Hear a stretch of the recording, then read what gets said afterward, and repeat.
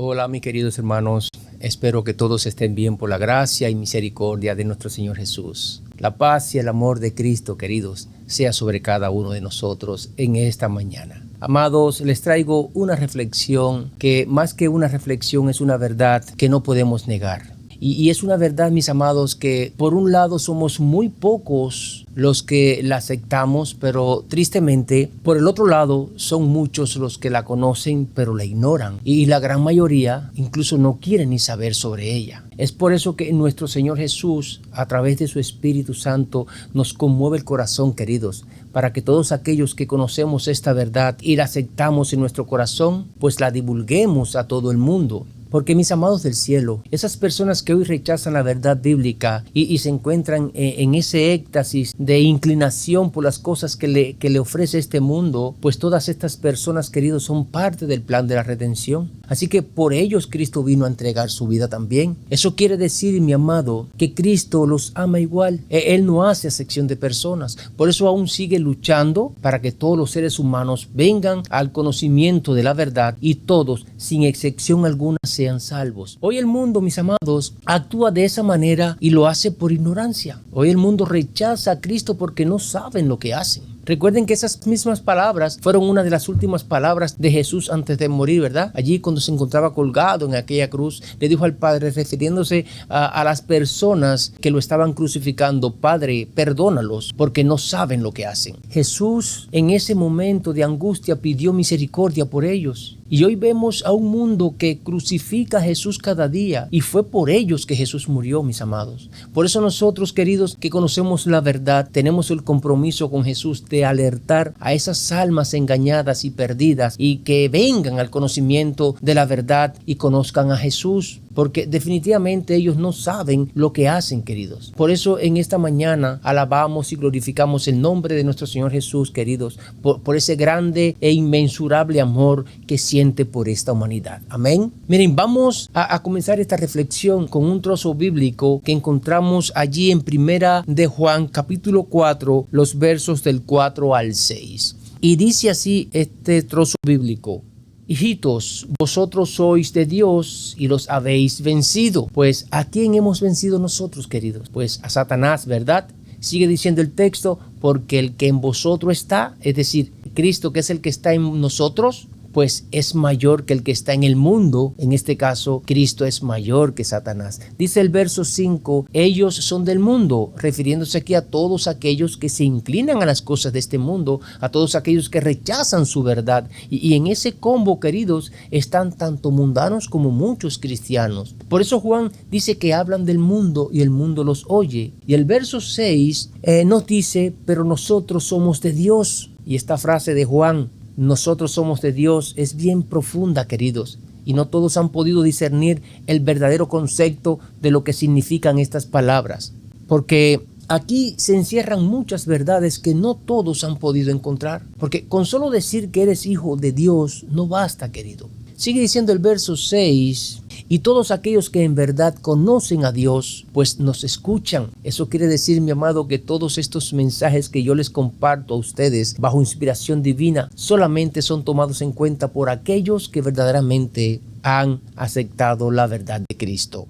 Pero todo aquel que no es de Dios, tristemente dice Juan, que no nos escuchará. Y es precisamente debido a todo esto, mis amados, que tendremos discernimiento para poder distinguir las palabras que vienen del Espíritu de verdad y las palabras que vienen del Espíritu del error, como lo dice este trozo bíblico. Y mis amados, basándonos en este trozo bíblico, vamos a comenzar este estudio que espero sea de gran ayuda para nuestra vida espiritual y además puedan compartírselo, queridos, a todos aquellos que se encuentran lejos de Cristo. Miren, no es un secreto para nadie saber los tiempos que estamos viviendo, así que todos estamos conscientes de que vivimos en un mundo totalmente globalizado, ¿verdad? Un mundo, queridos, donde estamos prácticamente unidos por la transportación, ya sea aérea, terrestre o marítima. Un mundo donde la tecnología ha hecho posible incluso traducir al instante un idioma con otro. Un mundo unido por la economía, unido por la comunicación, unido por el libre comercio y sobre todas las cosas unido por la religión. Y es aquí donde queremos llegar, mis amados. Porque no en vano, queridos, el antiguo Papa Francisco, y pudiera mencionarles algunos más antes que él, pero Francisco en su mandato hizo un esfuerzo prácticamente sobrehumano por unir a todas las religiones de este mundo. Y aunque no pudo lograrlo en su totalidad,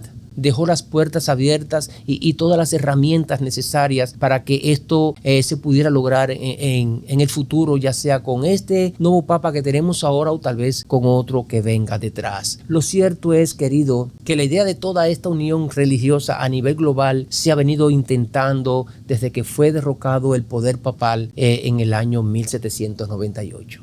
Y mis amados, existen dos encíclicas que han promovido la acción del papado para unificar al mundo nuevamente, como lo hicieron en la antigüedad. Y no solamente en la parte eclesiástica, sino que también en la unificación de los poderes políticos de todo el mundo. Es decir, que ellos están luchando a capa y espada y muy silenciosamente por unir al mundo en un solo sentir y en un solo propósito. Y lo van a lograr, y no porque lo diga yo, sino porque aparece plasmado aquí en la palabra de Dios, y además la historia lo confirma, queridos, porque si buscan en los registros históricos de la Santa Sede del Vaticano, encontrarán que el 15 de mayo de 1891, el Papa León XIII escribió y promulgó una encíclica llamada Rerum Novarum, una palabra en latín que significa sobre hacer las cosas nuevas o hacer cambios políticos. Por ejemplo, en esta encíclica vemos 4 expresiones que, por cierto, repitió mucho el Papa Francisco, que son el bien común, donde enfatiza que el individualismo es un enemigo y que hay que erradicarlo a toda costa. En otras palabras,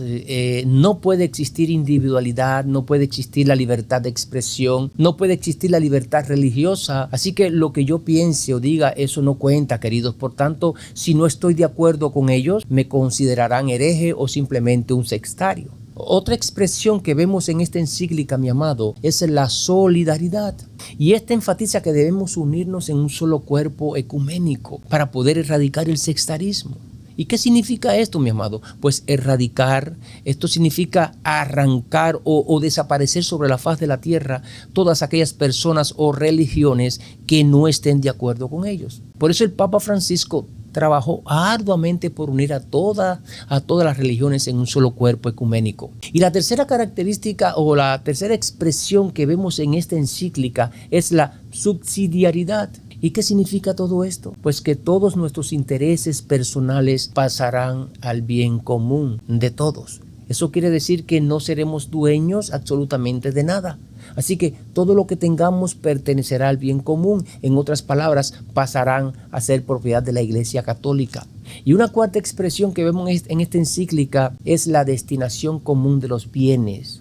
¿Y qué significa todo esto? Pues lo mismo, queridos. Lo mismo que les acabo de decir. Fíjense, las 4 expresiones en esta encíclica se conectan una con la otra. Porque esta última significa que todo lo que posea cada persona, ya sea una casa, ya sea un terreno o una cuenta bancaria, etcétera, etcétera, no necesariamente tiene que ser personal. Es decir, que no necesariamente será tuyo, sino que todo lo que tengas pertenecerá a toda la raza humana, entre comillas, porque en verdad todos tus bienes van a pertenecer a otra entidad. Y todo esto, querido, que te pertenece a ti y que ya no será tuyo dentro de muy poco, será distribuido de acuerdo a la necesidad de cada persona. Eso es lo que dicen ellos en su encíclica. Y todo esto lo estuvo promoviendo el Papa Francisco. Y esta fue una encíclica que fue promulgada hace 134 años atrás por el Papa León XIII.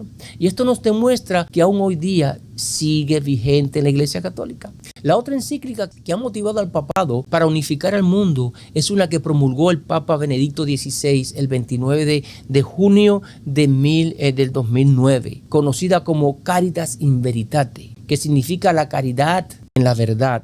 ¿Y cuál fue el objetivo de esta encíclica? Pues los mismos intereses de la encíclica de León XIII. Escuchen un fragmento de la misma en el párrafo 7 de su introducción. Dice así: la acción del hombre sobre la tierra, cuando está inspirada y sustentada por la caridad, es decir, por el amor, contribuye a la edificación de la ciudad del Dios universal, hacia la cual avanza la historia de la familia humana. Y en una sociedad en vías de globalización, pues el bien común, y ya esta frase la escuchamos en la encíclica de León XIII, bien común. Y esta frase, queridos, la repitió mucho, pero tanto la repitió el Papa Francisco que quedó grabada en la mente de las personas. Pues dice que el esfuerzo por el bien común ha de abarcar necesariamente a toda la familia humana, es decir, a la comunidad de los pueblos y naciones, dándole así forma de unidad y de paz a la ciudad del hombre y haciéndola en cierta medida una anticipación que prefigura la ciudad de Dios sin barreras.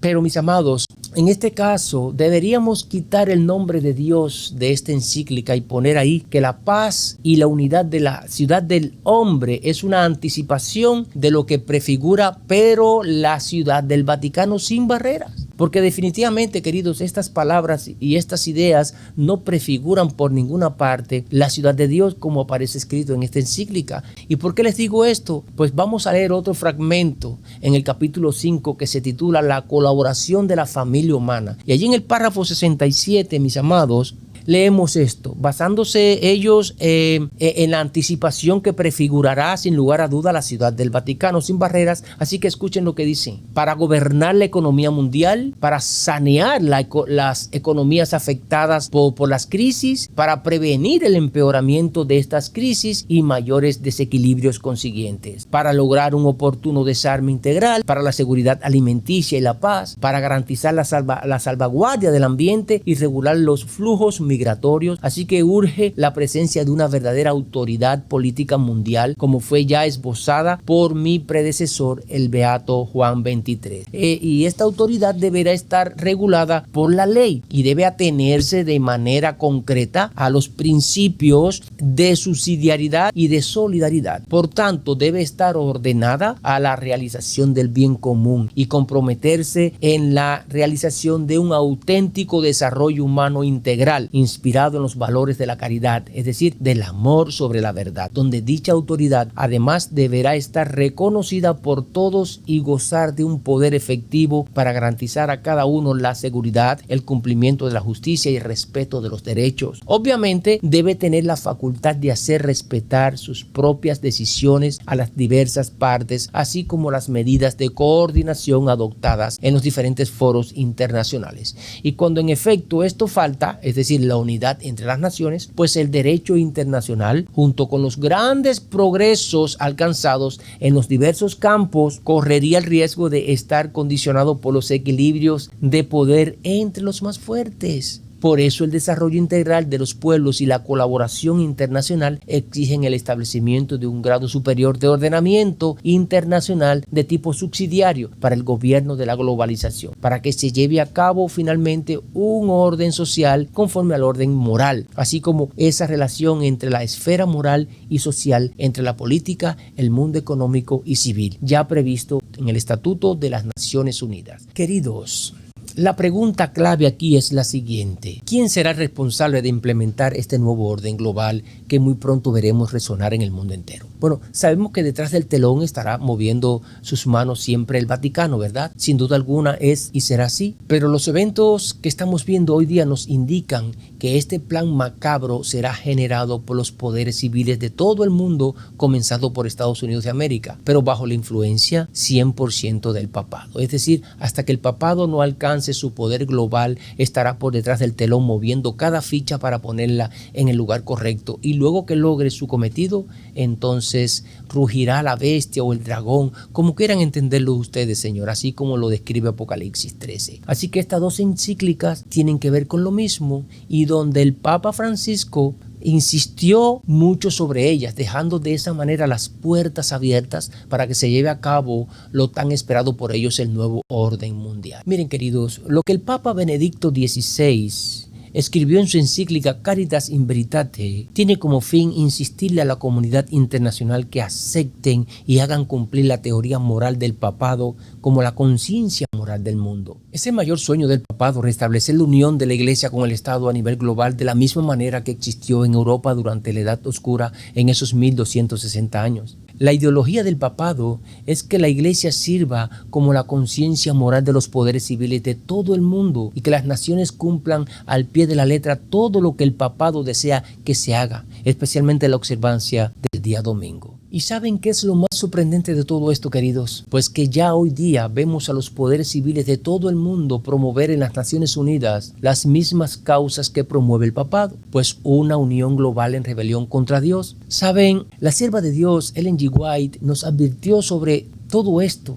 hace un poco más de 130 años atrás. Dice ella que el tal llamado mundo cristiano será el teatro de acciones grandes y decisivas. Hombres en posiciones de autoridad pondrán en vigencia leyes para controlar la conciencia, siguiendo el ejemplo del papado. Babilonia hará que todas las naciones beban del vino del furor de su fornicación, y toda nación se verá envuelta. Y acerca de ese tiempo, Juan el Revelador declara: estos tienen un mismo propósito. Habrá un vínculo de unión universal, una gran armonía, una confederación de fuerzas de Satanás, y entregarán su poder y su autoridad a la bestia. Así se manifiesta el mismo poder opresivo y autoritario contra la libertad religiosa, contra la libertad de adorar a Dios, de acuerdo con los dictados de la conciencia, como lo manifestó el papado cuando en lo pasado persiguió a los que se atrevieron a no conformarse con los ritos religiosos y las ceremonias de los romanistas. Queridos, el deseo que tiene tanto las Naciones Unidas como el mundo en general se basa 100% en la plataforma del error, yéndose de esa manera en rebelión absoluta contra nuestro Creador y Padre eterno, Jehová de los ejércitos. Es una filosofía, mis amados, que se han creado en su mente, y claro está, gracias a ese vino que tiene embriagada a las naciones, que no es otra cosa que las falsas doctrinas que por años han estado absorbiendo como esponja seca, y producto de eso han creado esa filosofía en su mente donde se encuentran robándole a Dios, donde se encuentran robándole a nuestro Padre Celestial su sabiduría y su grandeza, se encuentran robándole a nuestro amante y Salvador Cristo Jesús su gran amor y bondad, colocando de esa manera la sabiduría y grandeza de ellos, queridos. Porque, mi amado del cielo, hay que ver cuánta aberración comete este mundo contra los principios y preceptos de Dios, y entre todas las cosas que hacen en rebelión contra Jehová, tenemos que ver cómo promueven el matrimonio homosexual y la observancia del día domingo como día de reposo. Es un ataque frontal contra lo establecido por nuestro Padre eterno desde el principio de la creación. Estas dos instituciones sagradas, queridos, tanto el sábado como el matrimonio, fueron creadas para revelar el carácter de Dios y para la comunión entre nuestro Padre eterno y la humanidad. El sábado fue establecido por Dios como un recuerdo de su creación y a la vez como una señal de su santificación. Pero el hombre ha tomado el día santo de Dios, lo ha echado a un lado y ha puesto en su lugar un día falso, el día domingo, donde toda la humanidad lo guarda, lo respeta y lo venera. Y el matrimonio fue establecido por Dios mismo, que es algo muy, pero muy honroso. La creación de Adán y Eva como hombre y mujer es un ejemplo de la institución del matrimonio, formando Jehová de esa manera dos cuerpos de ambos sexos en una sola carne. Jehová nunca creó, ni apoyó, ni apoyará nunca un matrimonio del mismo sexo. Pero sin embargo, queridos, vemos que el máximo representante de Cristo en esta tierra, el vicario de Cristo, un título que se ha otorgado el mismo Papa por su propia cuenta, donde dice él que actúa en lugar de Cristo en este mundo, ejerciendo de esa manera su autoridad y poder sobre la iglesia, especialmente durante el tiempo en que Cristo está en el cielo. Pues este supuesto representante del cielo aquí en la tierra, en octubre del año 2020, mis amados, apoyó el matrimonio gay, yéndose de esa manera por encima de un así dice Jehová, dándole incluso autorización tiempo después a los sacerdotes que bendijeran esos matrimonios. Y queridos, Jehová no rechaza a ningún homosexual. Jehová los ama igual que a los demás, pero no aprueba el matrimonio entre ellos, y con mucho amor los llama hoy día a que se arrepientan de ese pecado y le entreguen su corazón y caminen en obediencia conforme a su santa ley. Ahora, ¿quién es el que está de parte del matrimonio gay? Pues sin duda alguna es Satanás, ¿verdad? Y si el que se dice llamar representante de Cristo en esta tierra apoya esta abominación, entonces tristemente a quien el papado representa en esta tierra definitivamente no será a Cristo, sino al Dios de este mundo. Indudablemente él representa a Satanás. Y es por esta razón que hoy el mundo le ha dado la espalda a Dios y siguen como corderitos a las grandes potestades de las tinieblas. ¿Por qué le es tan difícil al ser humano darse cuenta de todo esto? Tan fácil que es de discernir esta verdad. Y mis amados, pronto veremos una fuerte oposición contra el remanente de Dios, contra todos aquellos que hoy nos encontramos reprendiendo la pecaminosidad de este mundo y desenmascarando la fuente de donde viene toda la maldad y la corrupción que se practica en este mundo. Así que muy pronto seremos rechazados, queridos. Muy pronto seremos despreciados y nos van a considerar divisivos y muy perturbadores sobre el pueblo de Dios. Y es ahí donde vendrá la persecución, queridos, contra todos aquellos que nos encontramos defendiendo la verdad de Cristo. Miren, dice la sierva del Señor que cuando alcancemos la norma que el Señor espera que alcancemos, los mundanos van a considerar que los adventistas somos puritanos, fanáticos, raros y singulares. Y mis amados, tenemos que recordar que el primer Elías lo consideraron en aquel tiempo como el perturbador del pueblo. Incluso se dieron órdenes estrictas para su captura. Este hombre de Dios, por presentar la verdad en ese tiempo, se buscó enemigos incluso dentro del mismo pueblo de Dios, a tal punto que deseaban capturarlo para quitarle la vida. También conocen la historia del segundo Elías, que fue decapitado por presentar la verdad, y este fue Juan el Bautista. Y el tercer y último Elías está representado hoy día por todos aquellos que nos encontramos de igual manera, presentando a un mundo engañado la verdad y no el error. Y es por eso que llegará el momento que querrán silenciarnos, queridos. Por eso vemos tantos consejos de Ellen G. White para que nos preparemos, queridos, porque lo que viene para el verdadero pueblo de Dios solo y únicamente podrán confrontar y triunfar en ese evento los que hoy se están preparando para ese gran conflicto final. Léanse el capítulo 37 del libro Conflicto de los Siglos, que tiene como título El conflicto inminente. Y sería muy bueno que se estudiaran todo el libro. Pero si creen que no tienen suficiente tiempo para estudiar, les recomiendo, por amor a Cristo, que por lo menos se estudien desde el capítulo 36 hasta el capítulo 43. Estúdiense los 8 últimos capítulos para que en verdad se den cuenta sobre lo que viene, queridos. Si no tienen el libro en casa, pues en el internet está en PDF por todas partes y en YouTube está completo y hablado incluso en español. Así que no tienen ni que leer, pueden escuchar cada día un capítulo. Y si a alguno les cuesta encontrarlo, pues escríbanme y yo les envío links donde podrán tener acceso a este maravilloso libro conocido como El conflicto de los siglos. Les voy a leer algunos fragmentos del capítulo 37. Dice así: los que honran el sábado de la Biblia serán denunciados como enemigos de la ley y del orden, como quebrantadores de las restricciones morales de la sociedad y por lo tanto causantes de anarquía y corrupción que atraen sobre la tierra a los altos juicios de Dios. Sus escrúpulos de conciencia serán presentados como obstinación, terquedad y rebeldía contra la autoridad. Serán acusados de deslealtad hacia el gobierno. A medida que las iglesias protestantes rechacen los argumentos claros de la Biblia en defensa de la ley de Dios, desearán imponer silencio a aquellos cuya fe no pueden rebatir con la Biblia. Aunque se nieguen a verlo, el hecho es que están asumiendo actualmente una actitud que dará por resultado la persecución de los que se niegan en conciencia a hacer lo que el resto del mundo cristiano está haciendo hoy día y a reconocer los acertos hechos en favor del día del reposo papal. Los dignatarios de la iglesia y del Estado se unirán para hacer que todos honren el domingo y para ello apelarán al cohecho, a la persuasión o a la fuerza. La falta de autoridad divina se suplirá con ordenanzas abrumadoras. La corrupción política está destruyendo el amor a la justicia y respeto a la verdad. Y hasta en los Estados Unidos de la libre América se verá a los representantes del pueblo y a los legisladores tratar de asegurarse el favor público, doblegándose a las exigencias populares por una ley que imponga la observancia del domingo. La libertad de conciencia que tantos sacrificios ha costado ya no será más respetada.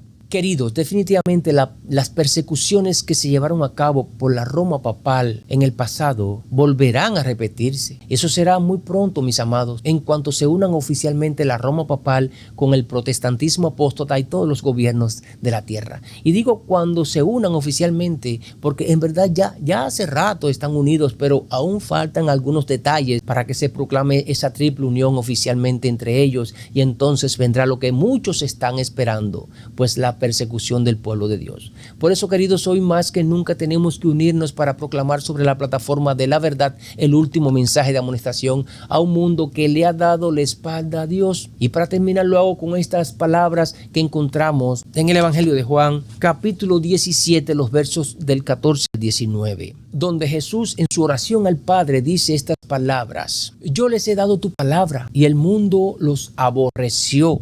¿Y a quién ha aborrecido el mundo en todos los tiempos, queridos? ¿A los que predican la verdad o a los que predican el error? Vamos a conectar este trozo bíblico con el trozo bíblico que leímos al principio, que fue primera de Juan 4, donde Juan nos dice que los que son del mundo, pues hablan del mundo, y por eso el mundo los escucha. Y Jesús aquí en Juan 17 le dice al Padre que el mundo aborrece a los que tienen su verdad. Por tanto, si aborrecen a los que tienen la verdad, es imposible que nos escuchen, ya que no tienen oídos para nosotros, mis amados. No tienen oídos para escuchar los mensajes espirituales, que es donde radica en verdad la raíz de la verdad. Así que el mundo solo tiene oídos para escuchar a los carnales predicar el error. Por eso Jesús le dice al Padre que todos aquellos que han aceptado su palabra tal y como Él la dejó escrita y la han puesto en práctica sin dejarse arrastrar por esos vientos de falsas doctrinas, pues no son del mundo, como tampoco Él es del mundo. Y en el verso 15 dice: no ruego que los quites del mundo, sino que los guardes del mal. Y en el verso 16 vuelve a repetir que nosotros no somos del mundo, así como tampoco Él es del mundo. Y en el verso 17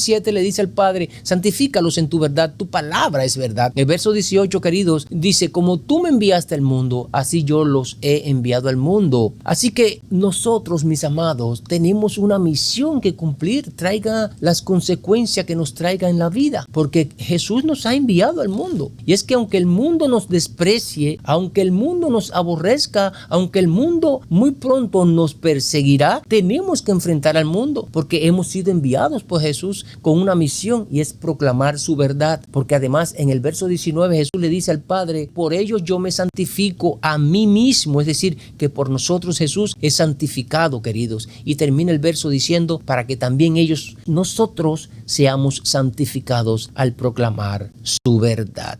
Queridos del cielo, allí en Juan 14, verso 6, conocemos realmente qué es la verdad. Dice Jesús: yo soy el camino, la verdad y la vida. Así que nadie viene al Padre si no es a través de mí. En Juan 17 acabamos de leer que Jesús nos confirma que su palabra es verdad. Dice: santifícalos en tu verdad, tu palabra es verdad. Y en el Salmo 119, verso 142, Jesús nos confirma que la ley es la verdad. Dice: tu justicia es justicia eterna y tu ley es la verdad. Así que, mis amados, es imposible que pueda existir una unión verdadera dentro del mismo pueblo de Dios si existe, aunque sea una pizca de desobediencia en su palabra. ¿Y saben por qué? Porque la palabra de Dios, queridos, es lo único que puede santificar a un ser humano. Y hoy ves a muchos predicar la palabra de Dios, pero con mucha ausencia ¿de qué cosa? De santidad en su vida. Porque Jesús le pide al Padre que santifique solamente a todos aquellos que hoy se encuentran predicando su verdad. Entonces, únicamente hoy día están siendo santificados por el Padre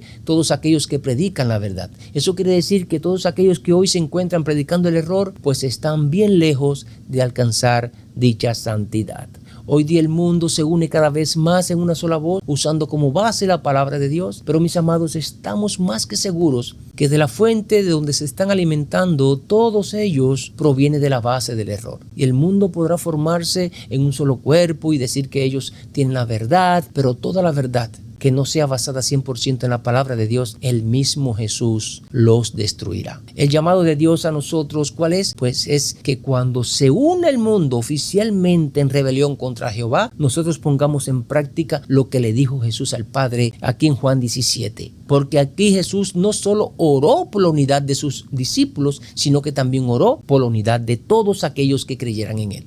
Así que como iglesia y como el pueblo que Cristo ha escogido para defender su verdad, debemos unirnos para enfrentar juntos a Satanás, queridos. No podemos callar y mucho menos podemos estar separados en estos tiempos, porque en la unión, mis amados, encontraremos la victoria y de esa manera santificaremos a Cristo y nos santificaremos nosotros a través de su verdad. Dice la sierva del Señor Ellen G. White que Cristo está sacando a un pueblo que se pare en perfecta unidad sobre la amplia plataforma de la verdad eterna. Así que si quieres ser parte de ese pueblo, querido, ponte a trabajar por Cristo y para Cristo. Compartan estos mensajes para que otras personas puedan conocer la verdad y salgan de esos engaños en el cual se encuentran sumergidos. Jehová nos bendiga y nos guarde en su santo amor.